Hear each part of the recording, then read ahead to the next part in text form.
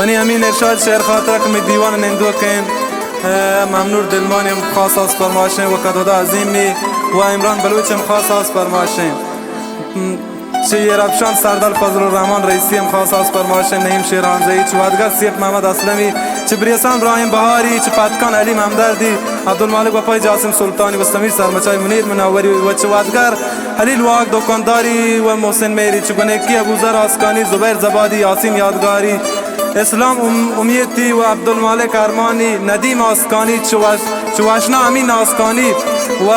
چه صلاحیکو کوکنار محسن مریم خاص از فرمایشیں دلگوش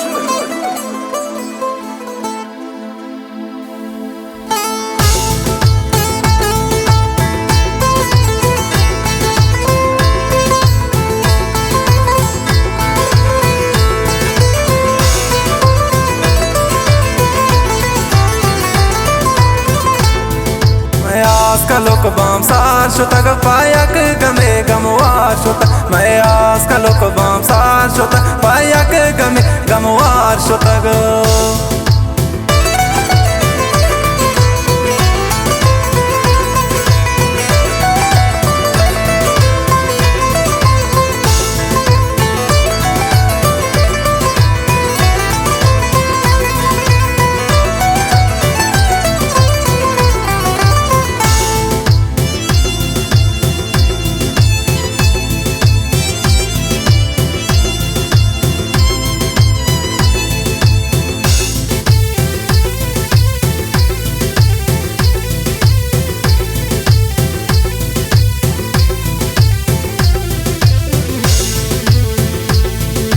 ज़ालिमा कारी को तक ज़ालिमा कारी को तक मैं हम सफर दिलदार शुतक मैं आस का लोक बाम सार शुतक पायक गमे गमवार शुतक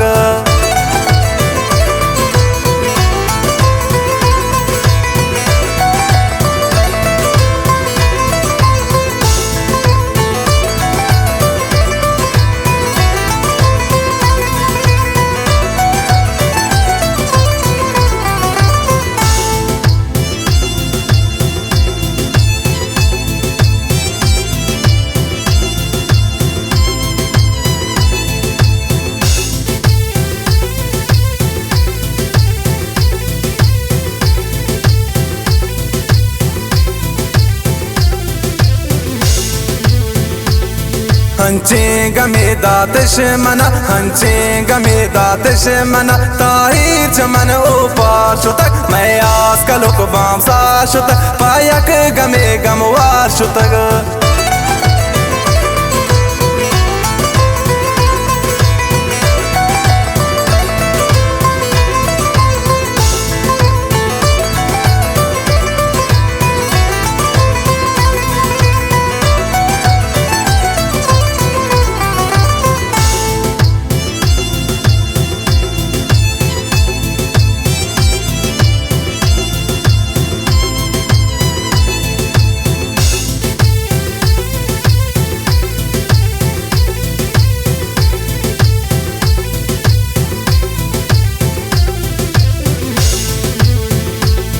आसा गमे जोशा बले आसा गमे जोशा बले लाड़ी दिले पहाड़ शुतक मैं आस का लोक बाम सार शुतक पायक गमे गमवार शुतक